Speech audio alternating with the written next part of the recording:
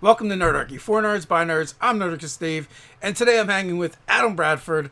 How are you doing today, sir? Doing great, Dave. Thanks for having me. Thanks for coming on. So, you are the co-founder of D&D Beyond and also the VP over at Fandom for tabletop games, um, which that implies, more than just D&D. Yeah, it does. It does. We're starting to branch out into some very exciting directions. Something called Cortex. So you're going to hear a whole lot more about that in the coming months. But yeah, so working on D&D and Cortex at this point. That's pretty exciting. I am not familiar with the Cortex system, and maybe some of the people watching aren't either. You want to give us a quick primer?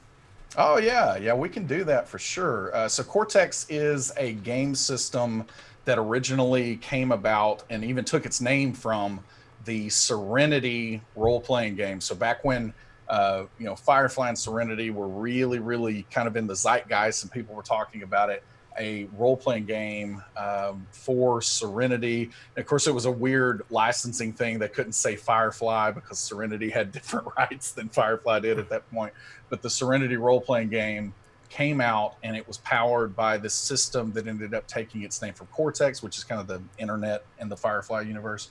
And so Cortex emerged, and then Cortex powered a variety of licensed properties. 10 plus years ago. Lots of really great games. It did the latest version of Marvel role playing, Marvel Heroic role playing. It did Leverage, Supernatural. There's a Battlestar Galactica game. I'm trying to think, Smallville. So yeah, lots and lots of licensed properties, lots of flexibility in the system, and it's kind of a toolkit that can make a lot of different things happen. Now, so the Kickstarter happened like 2 years ago. It's almost like a couple days ago or whatever. So was this a rescue for Fandom or just an opportunity that arose? Yeah, no, I think it was an opportunity. So Cam Banks is the lead designer for what's going on with Cortex Prime. So Cortex ended up having some different iterations along the years. So once it started out in Serenity, there it had some other expressions of it, Cortex Plus, and some other varieties.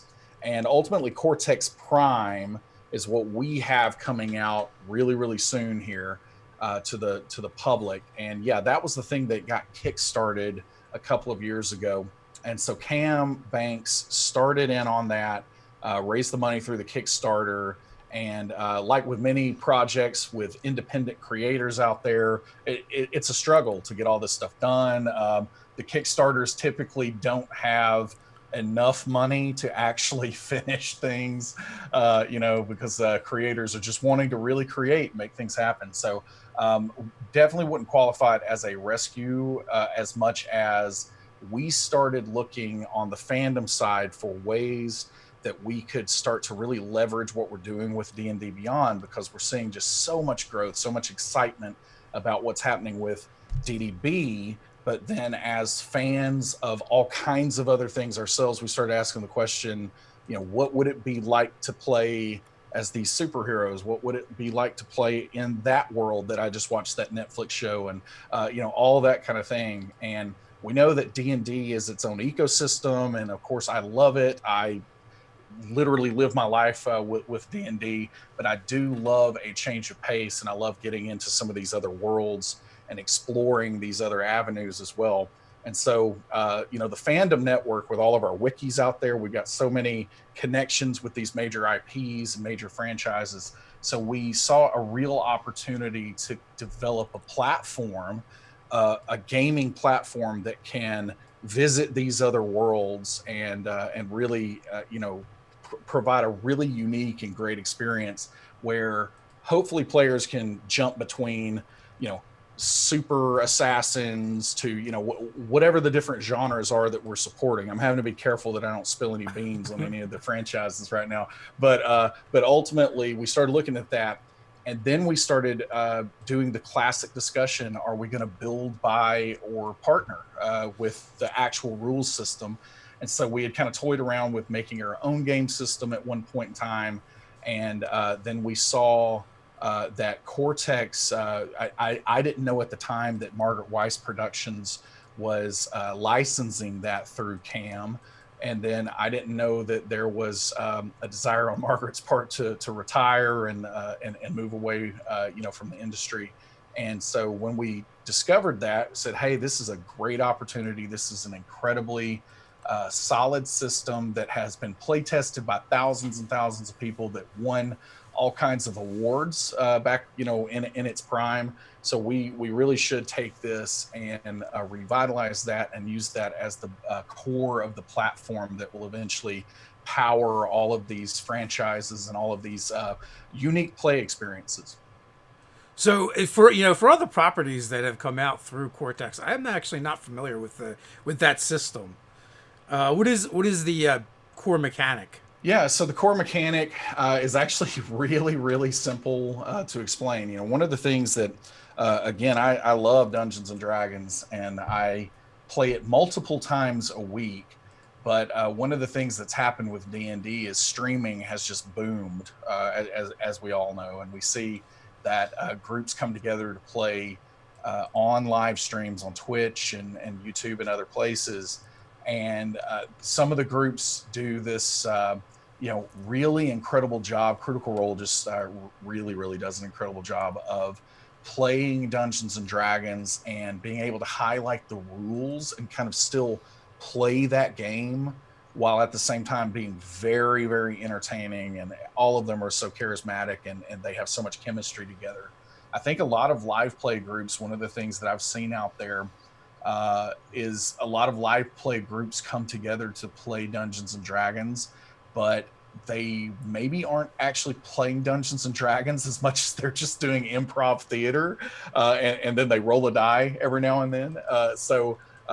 It's such a different experience on the live stream from what a typical table game is going to be, and that's not a bad thing at all. But it also, we started asking the question, like, what would it look like if we had a system that highlighted that improv theater and that storytelling a little bit more, that was a little simpler, less complexity than a typical Dungeons and Dragons game is going to be.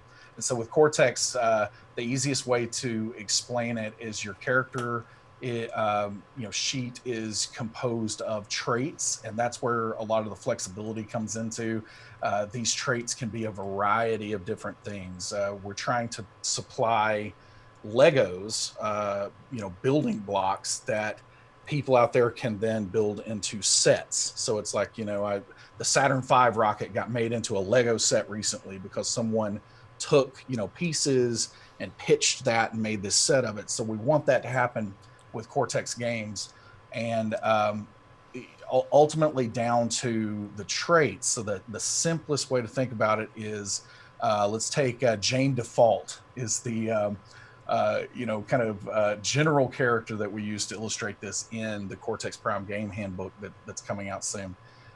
She is an investigative journalist, and so Jane literally can start with just this distinction, which is a trait of investigative journalist. And so then anything that Jane is doing that is involved with investigative journalism, so tailing someone, trying to overhear a conversation at lunch, trying to make sure that she writes something that is going to sway hearts and minds, all those kind of things, she would roll 3d6 for that. And anything that did not have to do with being an investigative journalist, she would roll 2d6 for that. And you're always ever just taking the two highest dice that you roll within that dice pool. So if you're good at something, you're rolling more dice. And if you're not as good at something, you're rolling less dice. And then out of that, you're always taking the highest two there. And then that is just like in most games, compared against a difficulty. And so again, if you're playing, some huge green gamma irradiated superhero that is hulking out perhaps, then if you're trying to lift a boulder, let's say it's a big boulder to make it a challenge, that dice pool that this hulking brute is going to put together is going to end up being, you know, it's going to have higher die types. So he's going to have, you know, superhuman strength, or, you know, godlike strength is actually what this character probably has. And it's going to be a D12. And then there are going to be other powers and traits like down the sheet that you would literally just go down and say, okay, I'm going to add this to my pool, this to my pool. And you get down to the bottom. And let's say this character is rolling 4 really, really high die types. So it goes from D4 to D12. So out of those 4 D12s that you just rolled, the top 2 is what you're going to compare against the difficulty. And that is ultimately, you know, probably going to be pretty high, because you got a pretty good chance with 4 D12s for that to be pretty high, compared to if you were rolling 2 D4s. That's probably going to be pretty low. So that's kind of the scale that goes on in the course of the game. You're never subtracting things. You're never trying to go, you know, do this complicated math. It's always just taking those top 2 and comparing, top 2 and comparing. So really, really simple system. And there's a ton of flexibility, because those traits can be whatever you need to define them to make sure that you're capturing the game that you're wanting to play. I'm laughing because I'm seeing someone calling out the stats for Marvel Phase Rip from a super strong big green guy. Yeah. So yeah, that was I loved that game, and yeah, I think that the Marvel Heroic Role Playing edition that came out, which was a Cortex game, so that Margaret Weiss Productions put that out, I think in 2011, if I'm not mistaken, and it was one of those situations where that game was ahead of its time.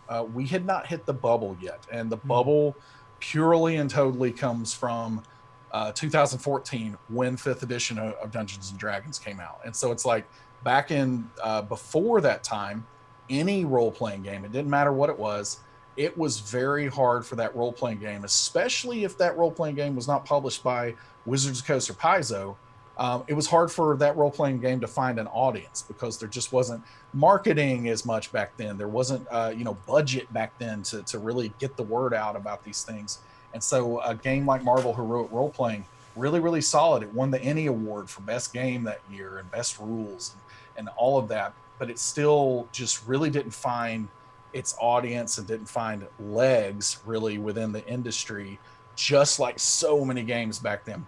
But we're living in this renaissance now that Dungeons and Dragons 5th edition has started, where you know, this is booming and people are looking to role play more than ever before. We're seeing this on the D&D Beyond side, just growth like you would not imagine. Like genuinely, like when I was you know, in those you know, back rooms early trying to get DDB to become a thing, we used to make projections about what we thought that business was going to do, how we thought fans would engage with it. And we can take all of those thoughts that we had and just completely throw them out the window, because these, you know, the growth has been, you know, 10, 20x of what we thought it was going to be at that point in time. So, so that bubble really has burst in the RPG industry, and people are looking to play more than ever. And with Cortex, we just see that there are so many opportunities to play in these other worlds. Dungeons and Dragons does such a great job of medieval fantasy and this ecosystem that it's established over these 45 years it's been around. But with Cortex, we want to ask the question, what would it be like to play in that world? What would it be like to play in this other world? And provide a platform that's going to make it easy for people to do that. How crunchy would you say Cortex is in comparison to a D&D? It is definitely less crunchy, and that is very intentional. It is, we call it, you know, it might even be better called a storytelling game. That seems like it's a little bit of a buzzword that people, you know, try to use these days. But definitely less crunchy. But I would say that within that, it encourages that storytelling aspect even more. So it's not going to be a game where you are going round by round, you know, fighter, I move up to the orc and I attack. And then, okay, roll damage. And then I attack again. And oh, wait, I got a third attack. I attack again, you know, and that's how so many of those games play out. Now, Again, it doesn't have to play that way with D&D, and there are a lot of groups out there that aren't playing like that. But there is a lot more crunch to D&D than something that a typical storytelling game is going to do. And Cortex really focuses in on making sure that everyone around the table is telling this cooperative story, and we just want the rules to support that experience, as opposed to creating these kind of barriers of entry for like learning the system and optimization and all of that. It's kind of like a situation, if you want to play that hulking brute with his giant size and green skin, then it's going to be uh, you are going to essentially have the traits to support what you're wanting to play there, but you're not going to have to optimize to make sure that you have the mobile feat where you don't draw opportunity attacks when you're moving away from a foe that you just hit. Again, all those things are great, and that is an experience that I'm going to continue to dig into deeply, and I want to play that game also. But sometimes I do get together and I just want to pick up that boulder and smash a building with it as I'm hulking out. So, I've actually had this conversation a bunch of times with other creators when it comes to non D&D games, right? A lot of them are saying, "Hey, I'm not seeing the translation from this D&D boom to other games." Now, my personal opinion is there's going to be a lag of 3 to 5 years, as people like explore. But I know you well enough to know you're probably planning on cutting that curve as much as you can with Cortex.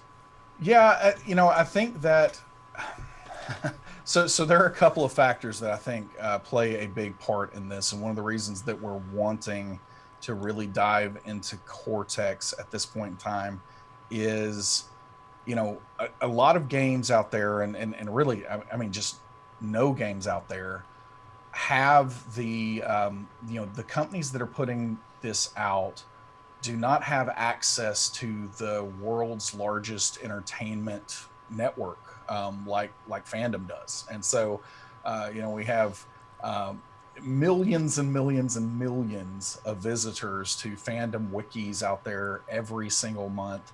And this is something that Fandom has really tried to do. We're trying to super serve fans, and through the information on our wikis and everything else, we can get the word out about these games in ways that a lot of publishers out there right now just aren't able to do.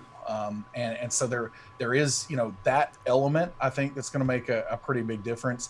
But then the other part of this that just can't be ignored is the digital support.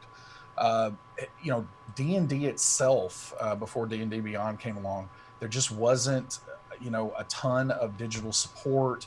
And don't get me wrong, DDB has a long way to go. I wish that we could move faster. I wish that we could snap our fingers and get everything that fans want out there. But I get stories all the time about how this has just changed the way that the game's being played.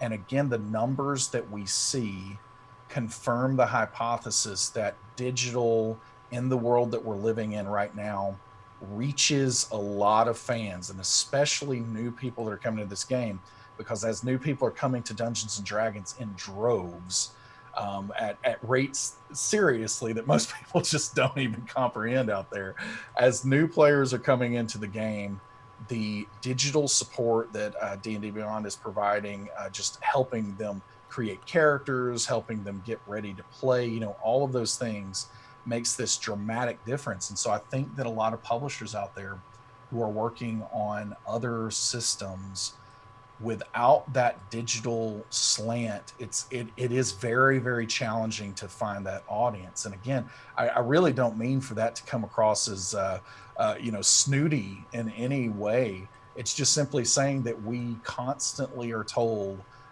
that people have trouble playing things that aren't D&D because they've been spoiled about how easy it is to play D&D, whether that's through a virtual tabletop online or through using a digital tool set like D&D Beyond.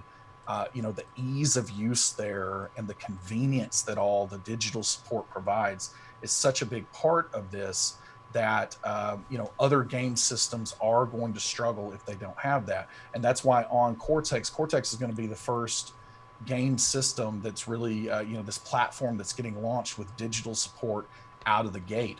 We weren't even able to do that with D&D Beyond. Like we are playing a lot of catch up because we came in 3 years into the edition, but Cortex is going to have that from the ground up.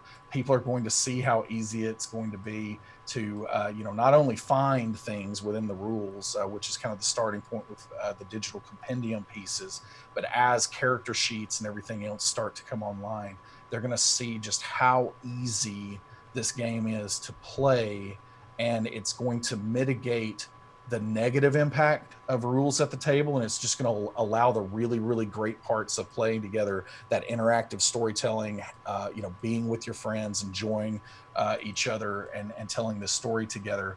That's the thing that's going to shine through because the digital allows that to happen. So I think that having a platform that you can shout about your game from the rooftops is a really really big part. And then I think the other part is just having digital support is a huge deal, because people are starting to get used to that with the world's greatest role playing game. Yeah, D&D Beyond has been very really. They've done a great job of content marketing with all the videos and articles and everything you folks put out. I can only imagine if you do the same thing with Cortex, that's going to give it a huge bump. You planning to do any Cortex streams? Oh yeah, yeah. We'll certainly have Cortex streams going. We're working through exactly what that's going to be. I wish we're going to have to hold off on talking about the really exciting properties that we're going to be working with on Cortex, because we've got a queue of really awesome IPs that we can't wait to be able to talk about. But I can't quite do that today. But as those start coming out, we're trying to determine which of those properties maybe make the most sense for there to be streamed content, and we'll work with some of the best influencers in the space to make those games happen. Cam will be running some games, I know, as well. And then we will, just like we do with D&D Beyond, we have a weekly dev update where I answer 30 minutes most of the time of questions every single week, and we never run out of questions, and I never get to them all. But we'll have a dev update for Cortex, and talk through everything that is going on with that as well. So yeah, it's going to have all of the content that you see with D&D Beyond. We're going to be doing those same kinds of things with Cortex, and again, as these licensed properties start to come online, people are going to understand that this is a platform that if you're in the mood for piratical nautical action or something one weekend, and you want to play through a story of 6 sessions of that, you can do that. But then like so many groups out there, I know they exist because I see people tweeting about this all the time, that you want to change games constantly. We want to provide this platform, this ecosystem where you can do that freely, but then you're not having to pick up entirely new rules every time you're doing it. So that's another big part of what we're trying to do with Cortex. Is there a specific genre you're excited to play in Cortex? You're trying to get me to tip my hand there, Dave. That's a very good question. Yeah, I think that I am a huge superhero fan, and I don't make that a secret at all. So I love playing anything that is superhero related, and I've played all the superhero systems that exist out there. And I'm pretty biased, but I do think that Cortex captures the feel of a comic book, better than any of those other systems. So yeah, I'm looking forward to playing with some superheroes for sure. But then I'm also looking forward to some really really great nostalgic, the toys I used to play with, and all those kind of things, like being able to make games that recreate that magic of being, a 5-year-old and playing with action figures and all of that. So that's another thing that I'm really really looking forward to. Well, I'm excited to see what you guys do with that. Are you still playing in stream games? I am, yeah. So right now I am playing in Beyond Heroes, which used to be Heroes of the Veil, which is the game that Todd Kenrick is dungeon mastering. TJ Storm, Hope Lavelle, Jen Kretschmer, and our community manager Lauren Urban is playing in that. And that has, I'm pretty sure that that game has maybe jump the shark, nuke to the fridge, or whatever the terms are these days, a long time ago. But it's one of those circumstances where maybe that was the most enjoyable thing that it could have done. And so it seems like people are having a blast watching the absurdity that goes on week to week with Beyond Heroes. And so yeah, that's been a lot of fun. I play Briv Steelmarrow. He recently came into Idle Champions, so he's it was pretty cool to see one of my characters in a video game. So he's become a favorite of mine to play. And then last night, actually, so on Thursdays, we're doing this amazing game. This has been just one of the biggest treats in my entire career to this point. But we're playing in a series called Roll in the Family. And this is coming together to play D&D with Brennan Lee Mulligan, who's one of the best out there. He is of Dimension 20 fame. He's incredible. And we approached him for a charity stream that is supporting direct relief in the midst of this pandemic. But he is, coming together for a six-part mini series. So the finale is happening next week. But we've been playing in something called the Slumbering Forest, and he is doing this kind of like fairy tale like approach to this game.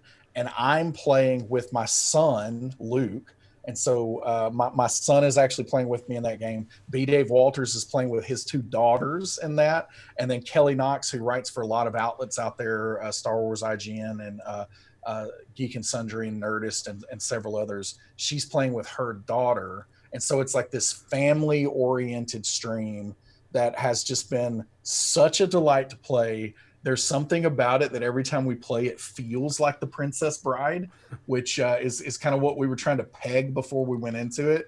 But Brennan is nailing it. The characters are. I genuinely like all the characters. The kids are doing such an amazing job of playing. Something that one of the kids, Kelly's daughter Maddie, last night did something in the stream that just blew us all away. We're like, I can't believe she even thought of that. So yeah, it's become a really really special experience. And so if you have kids that you've been either playing D&D with or thinking about playing D&D with, it is something that you should catch up with the YouTube VODs on for sure, because it's a great example of families playing together, and it really is striking that Miracle Max, Man in Black kind of vibe from The Princess Bride. Nice. Sounds like fun. 6 episodes isn't too bad either to Yeah, catch up on. it's not. Yeah, and of course we're about to get to the end, and so we're seeing all these people come in. We want you to play more than 6, and it's like, yeah, like these are kids, and we'll do what we can, and we might have some kind of reunion at some point. But yeah, six is a good number for sure. So Doug wants to know what's your favorite D&D Beyond promo from Sam Riegel?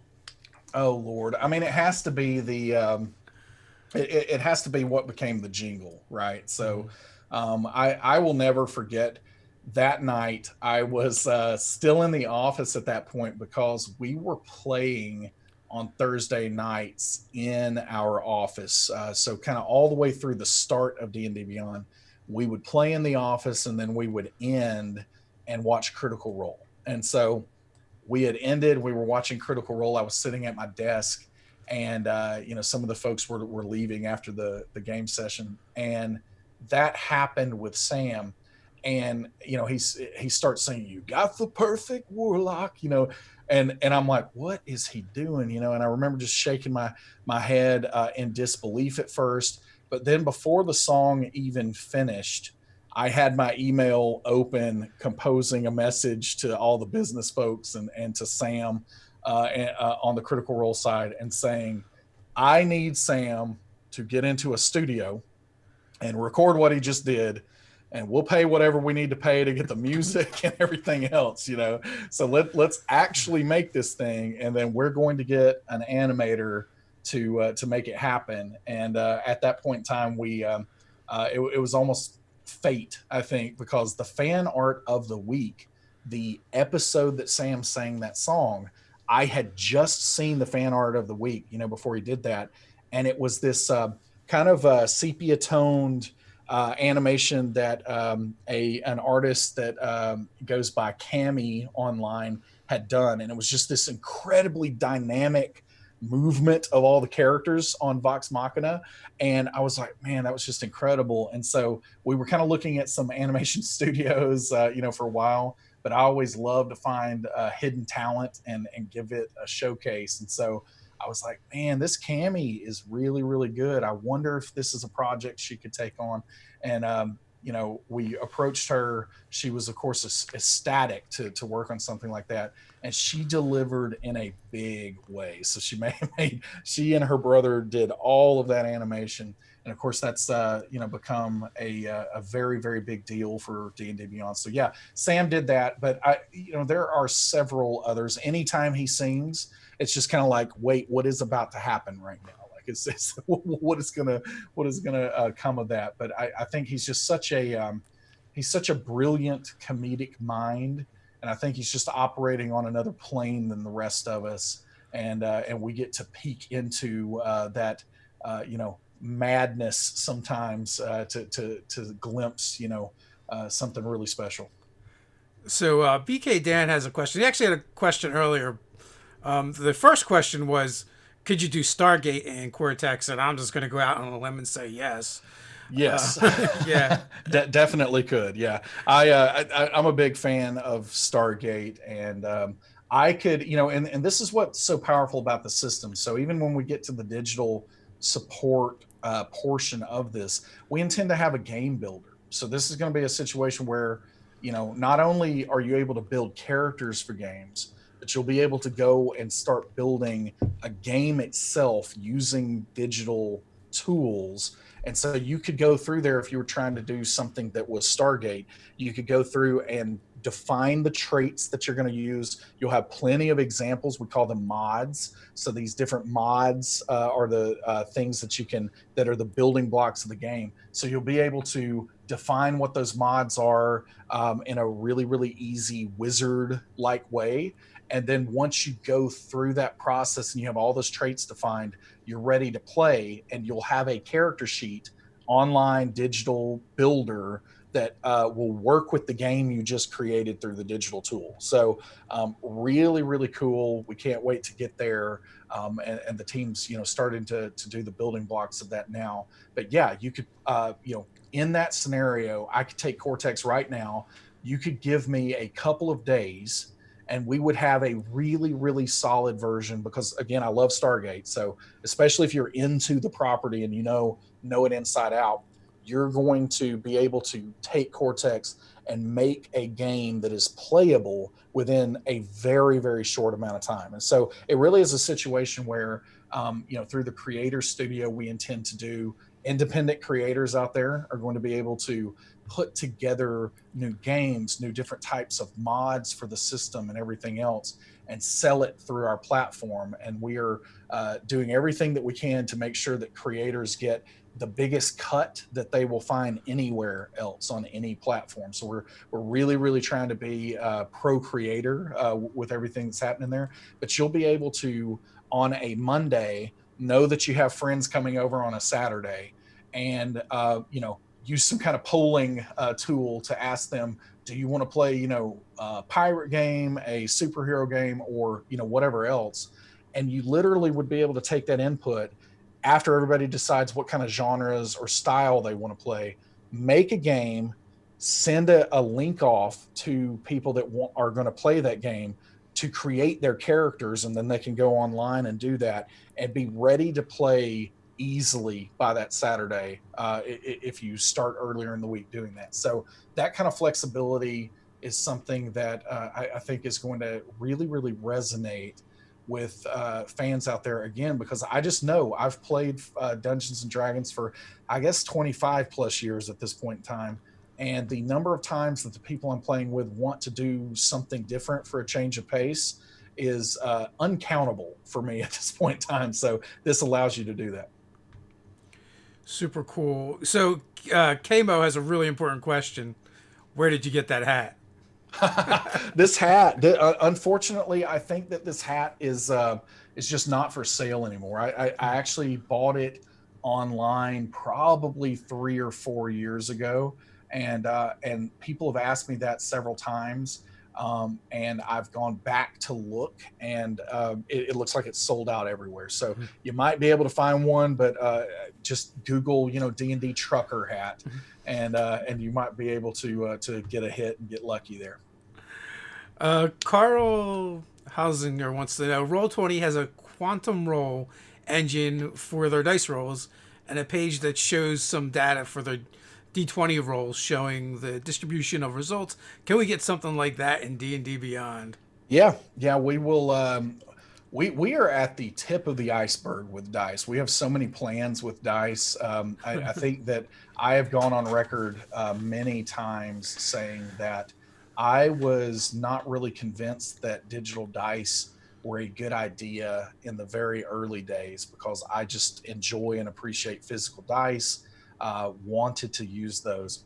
A few of our developers took that as a challenge, I think, and they went and put together kind of a little proof of concept for dice. And I remember the first time I rolled them, and there was actual physics, and there was sound. Sound is coming, and all these things.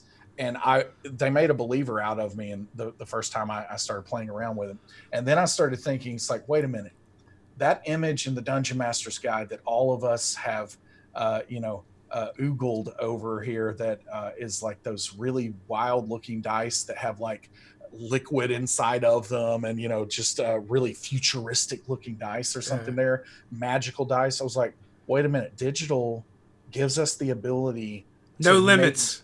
yeah, make dice that don't actually have those constraints and limitations of the physical. And Yeah. so that started us down. You're going to see dice before too long that do special things on critical hits, animations, particle effects, all kinds of really, really incredible stuff that's really exciting. And we're not trying to replace physical necessarily. We're providing a different experience that I think fans can get behind in some really big ways. So yeah, tip of the iceberg.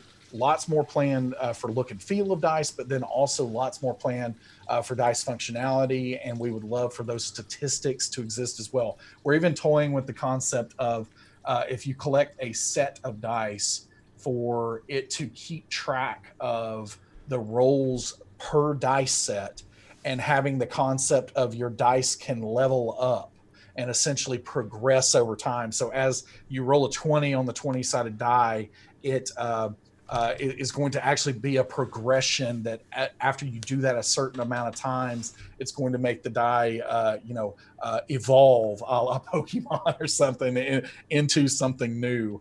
And you're trying to get that dice to level all the way up to its highest level. So yeah, there's going to be a lot of just fun analytical information that's going to come out of that too. So I'm totally stealing this from James Introcaso, but he's like, how long before Adam Bradford comes up with Bluetooth physical dice? Oh, well, obviously, James, we've already been talking about that. So no, we've been working with a.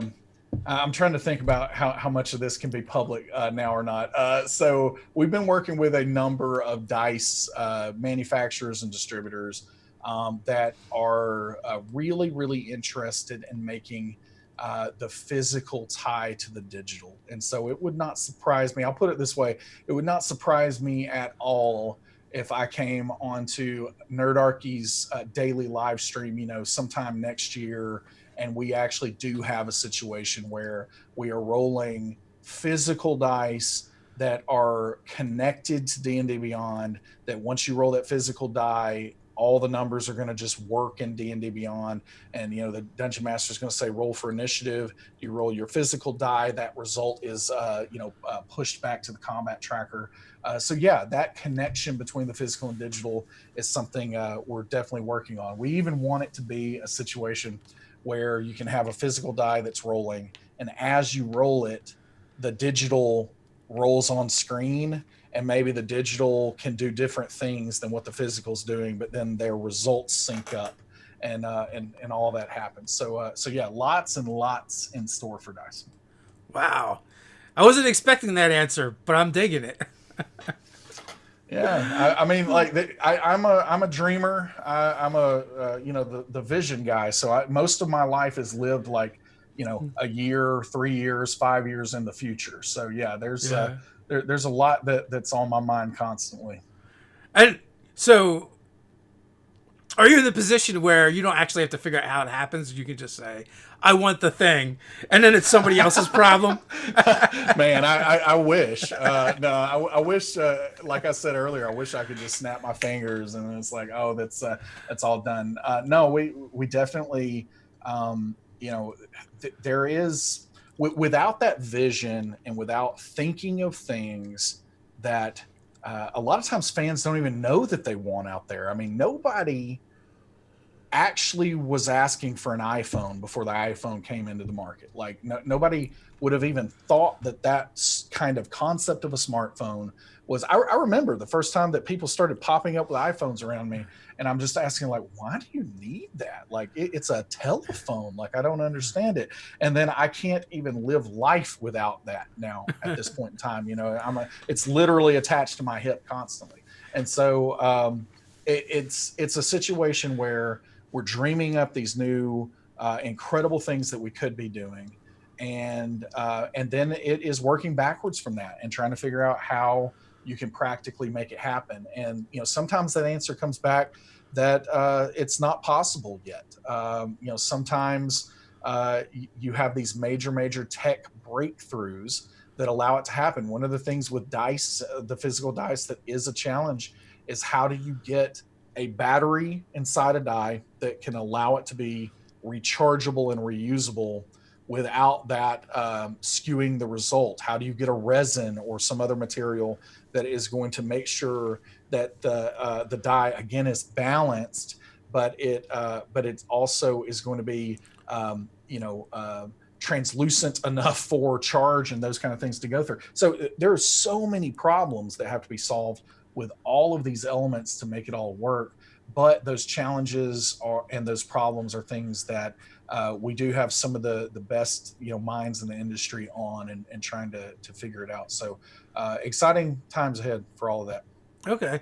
So I know a lot of you are asking kind of questions that Adam would normally answer on his dev show. So I'm going to skip those. But Join DK, me next Thursday. yeah.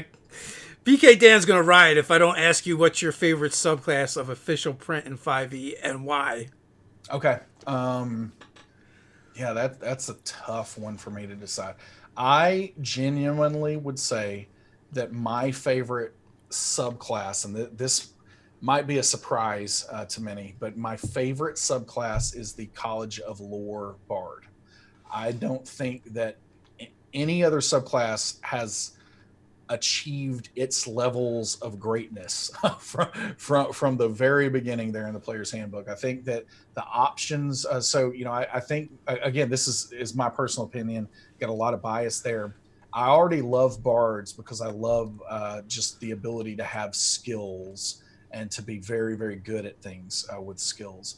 And so that College of Lore bard allowing you to have that many skills, in addition to the base class providing jack of all trades, but then having expertise in that many skills is just an incredible thing. And then I think that the ability to affect dice rolls the way that it has as a reaction is one of the most fun and enjoyable mechanics that I have personally used in fifth edition. And so I keep looking for, the College of Eloquence with a bard, for instance, in the UA.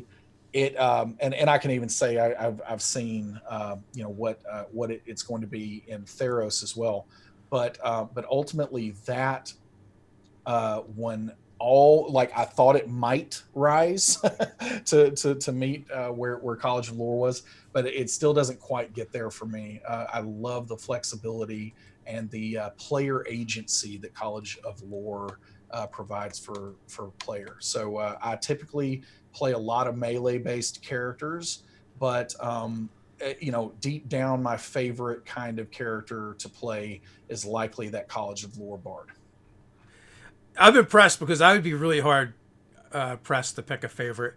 To be honest with you, there's so many subclasses. We got to be what around the 100 now. Oh, so many, and that's the thing. There are others that I could mention for absolute sure. There, I love the Oath of the Ancients Paladin. A huge fan of what's going on with that.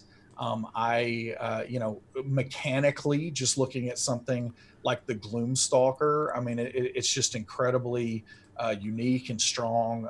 I like the Kinsei on the monk side because I like the introduction of the weaponry there, and it feels like you can play a Samurai Jack style character, through that. So there are others that I could certainly mention that I enjoy and I like quite a bit. I love some of the warlocks cause us infinite amounts of problems on D&D Beyond because they're such a unicorn and special snowflake from a rules perspective. So it's tough for us to support them, all the time. But I love some of the things that we're seeing with patrons, and I love the concept that a class can just so utterly change based on which subclass you're choosing. And so I am adoring what I've seen with the genie and the latest Unearthed Arcana content there. So yeah, there are lots that I like, but I would say that the College of Lore is the one that just is going to edge out all of them.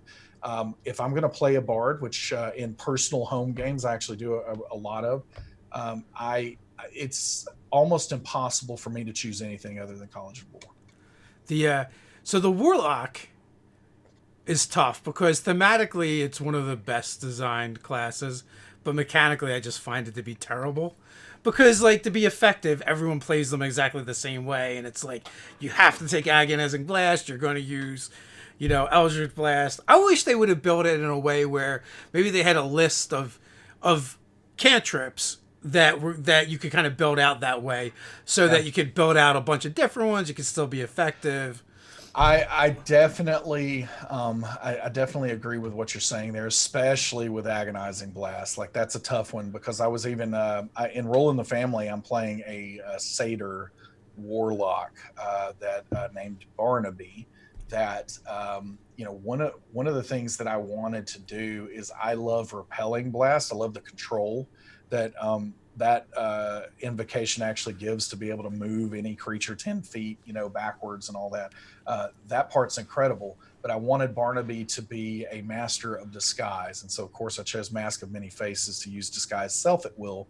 And at those lower levels, I can't do anything else because I am just suboptimal if I'm not choosing agonizing blast. And so that one is a little unfortunate. I think it's very similar to some of the discussion that we've seen around Hunter's Mark, and how maybe that could have been baked into the core class, without that being one of the choices that you had to make. So yeah, I think warlocks thematically are in a really strong place, but I do agree that it ends up creating a whole lot of what feels like the same thing. I think that's where the challenge is on the role player to take that strength of the thematic elements and maybe through description and that kind of thing, try to jazz up what's going on with Eldritch Blast, and maybe add some of your own flavor there. Now that I mean, the hexblade gets you closer to a different kind of warlock and almost being effective, but still, anything you do with hexblade is still more effective if you combine it with Eldritch Blast. Yeah, So very true. And then I would argue that Hexblade. So Hexblade is enormously popular on yeah, D&D Beyond. So everyone loves the Gish concept there. I think but yeah, it's like with the Hexblade, I would still argue that it's still kind of pigeonholing a whole lot into what you have to do to be optimal. And again, optimization is not the be all end all of this game, especially depending on what kind of game you're playing. But it is tough, especially to walk into an Adventures League situation and everybody roll their eyes at you because you don't have agonizing blast. yeah, you're not pulling your weight. I did make a warlock, a dwarf that just used the battle axe, and I would just use the cantrips with that, which made it somewhat better. But as soon as you got to like fifth level, you knew things were going to change, Yeah. and that would be it would become less effective. Yep, very true. But what are you going to do? That's part of the game. We do all kinds of things on our channel where we'll make builds and we optimize. But at the end of the day, like rarely do we play those characters or play that style. We tend to do things suboptimal just because it's fun that way. Like It is, yeah. the character I mained for 20 levels, I played a fighter wizard. I started off as a wizard and then took fighter, and then had to take the feat to get the heavy armor. But Yeah. they're like, well, why didn't you just do it the other way? It was because I'm a wizard that fights. I'm not a fighter that wizards. Exactly. Yeah, and I actually discovered that when I'm playing, especially for a stream, I almost always want that character to be as suboptimal as they can be. Like, sure, be good in something, but wisdom score for me tends to be a dump stat because I love having statistical justification for doing rash or irrational things with those characters, and so I do a lot of that. But yeah, I think that the important part of the optimization, because I've been a Nerdarchy fan for a long time, years and years here, and started watching your videos, well before D&D Beyond became a thing. And those kinds of optimization discussions were things that I still very actively have to this day. And I think it is a fun and enjoyable thing for us to understand the optimization and understand what the limits and the boundaries are for where that falls, in order for us to then play something that's probably intentionally backed up from that, in order to so again, the knowledge of that optimization and talking about it and everything else is incredibly enjoyable. And I think it's a great exercise. But yeah, when I play, I typically want to I found that the best moments in the past of playing have been in those times where I rolled something badly for something that I wasn't very good at. So Well, yeah, like the most memorable parts of the games can very rarely be planned, right? yeah, It's just exactly. it's just the stuff that happens from being ridiculous in your games. Yep. So so there's a bunch of questions that I kind of skipped here, but what do you guys? So I mentioned this a little bit earlier with Cortex, and you guys will be doing any streams. Do you have any of that stuff that you're planning out now, or is that too far in the future? Yeah, I think we're definitely planning, but too much of it is in flux that I wouldn't want to necessarily talk about right now. I do think that we will have. I'll share that we will have kind of a baseline flagship show that probably has Cam and myself involved in there, but that is going to intentionally play with different genres and themes, and try to highlight some of the flexibility in Cortex. So this show would be the same cast playing different stints of different kinds of games, and we'll probably give a peek into the creation process behind those. So we'll have some video content that is talking about Cam or myself or even other cast members contributing to that creation of the game itself, and then how does that translate into characters, and then we'll come together and play. Who knows? Sometimes maybe a single session in that game, and then we'll move on. We might play six, or anything in between that. But the idea being that we're not playing, these long-term engagements, because another thing that we've seen with streaming just through the data itself is that these shorter stints of content have become really, really popular. It's the same kind of thing when I'm going through, Amazon Prime or Netflix. I'm currently watching. I've been pretty entertained by this show called Suits, and I'm watching a little bit of it. And I think my wife and I have watched 3 seasons of it, but then we just figured out that there were 9 seasons of this show, and we're like, okay, we're going to eventually crawl through all that. But that's the thing. It's a little overwhelming with some of these shows. Critical Role is a little overwhelming to me. It's like, that is so much content that I don't know if and when I'm going to ever be able to catch up to that. And so we're seeing that the shorter little stretches of mini series has become really popular, where people understand, like, hey, I know what I'm getting in for. And so if I see something on Netflix that's like, oh, it's a British series and it only has 6 episodes, that's the kind of thing that I like to jump into, because I know what I'm getting into, and I know that I'll be able to finish that and make a commitment to finish. So yeah, that streaming show, again, probably same cast, same setup, but we'll be playing different kinds of games and different kinds of story arcs. So, do you think you'll be using your D&D cast, or you're going to go in a different direction? No firm plans there yet. So we're Yeah. definitely going to be we'll be exploring all of our options, and we've met some great people along the way, and I think it'd be great to participate with some of them, but it's also a chance to bring in some new folks and meet some new people. So we'll see. Do you think you'll kick off with licenses or original content? Because of timing, we will probably kick off with some original content, but then I would expect us to introduce new shows that would be tailored and fitting those licenses as soon as we're able to share what those licenses are. So, because I feel like they both have their strengths. For one, like if you want to highlight how a system can be used and work, I feel like the original content is actually a little bit stronger for for sending that message. But if you want to be like, here's that cool thing that you really like, Yeah. you can be one of the characters now. Yep, it's you could just be right in our marketing meeting there, Dave. Yeah. Well done. Yeah, that's definitely our thought process, and I think some of these licensed properties are just so darn cool that I must admit that if we can get the right cast to play in a show, especially given the fact that with all of these licenses, we are strongly pursuing canonicity in all of these situations, right? Yeah. Where whatever the role playing game is doing is going to provide canon. So this is the same thing that West End Games Star Wars. So that's the first role playing game I ever played.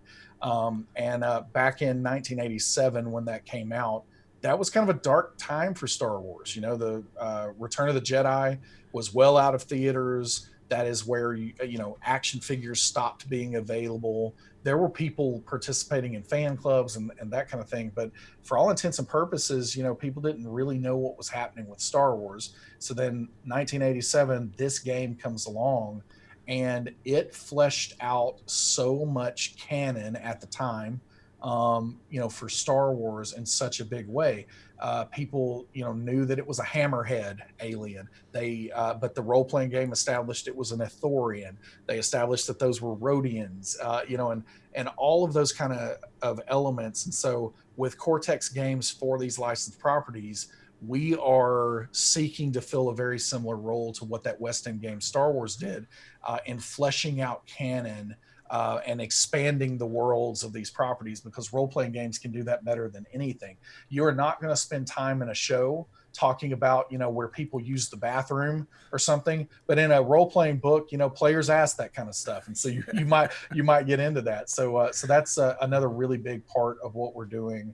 I remember the story that when Timothy Zahn came together to write Heir to the Empire and everything that was going on with Thrawn, they didn't have a setting Bible.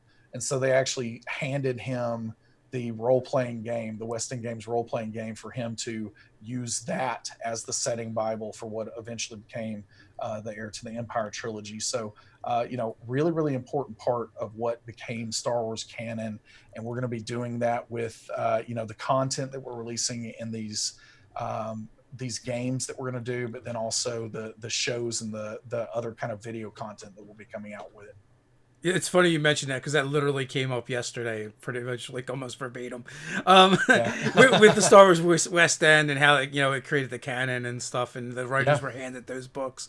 I know when Mutants and Masterminds came out with their third edition, and they launched it with the DC properties, and they were just doing the 4 books, and they did it. I think it was the 75th anniversary, and I was so excited. I'm not even really that into DC. Yeah. But I am a Mutants and Masterminds fan, and it was just cool to get such a high level property into an RPG. Yeah. Because it's been a while. It has, yeah. And again, I'm just thrilled about the properties. One of the best things about Cortex is we're going to be able to do some unconventional, is what I'll call that. I promise you out there, this is not one of the properties that we are actively pursuing at this point in time. But I will say that I would love, after we get through some of these initial franchises that we're kind of launching the platform with, I would love to see The Office or Parks and Rec as a role playing game. And Cortex is fascinating because it could make that game. It can cover sitcom type action, as well as soap opera type action, and so making a Parks and Rec role playing game is a real possibility. And one of these days, it wouldn't surprise me if we were reaching out to try to make something like that even happen. Oh, nice. That's the perfect note to end on. We're just past the hour mark. Yeah. I want to thank you for coming on, Adam. It's always great to chat with you. Matter of fact, our very first live chat ever was about D&D Beyond, and you were in the chat actually answering questions and stuff. Oh yeah, I'm all over the place. It's harder and harder for me to like be in everything these days, but yeah, I always want to know what the community's doing. So, which is awesome. So until next time, people, stay nerdy.